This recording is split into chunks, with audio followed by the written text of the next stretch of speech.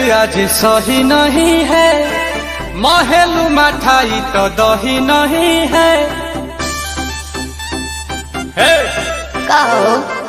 लागे मिजाज आज सही नहीं है, महलू मठाई तो दही नहीं है। पानी में चीनी जैसे घोले राजा जी, घोले राजा जी।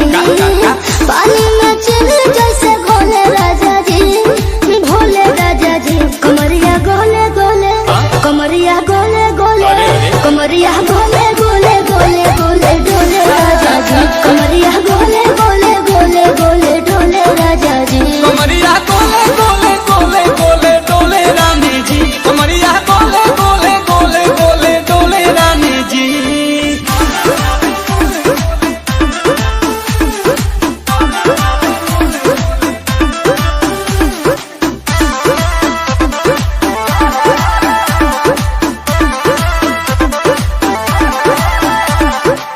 लागलू ऐठे आ कोहरा में बैठे, करे करे जा धक्का धक।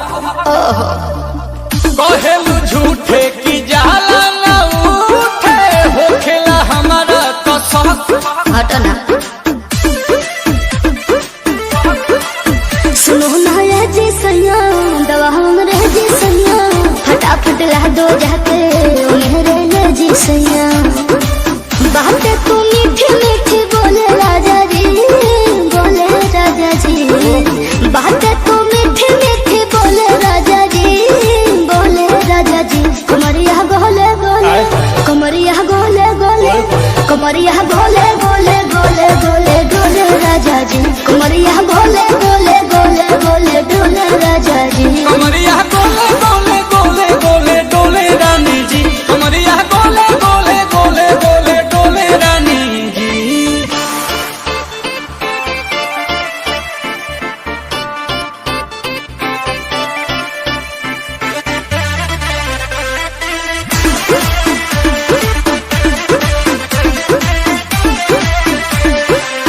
एहो हसीना इशारों के बिना, सीना से जलुआ के शॉट होला ए रानी गरम जवानी।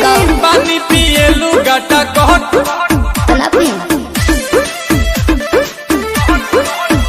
या कमरे में चलो जरा सा मोहब्बत मानो, कि तुम हो सीधे साधे तुम्हें हूँ ठमक छलो।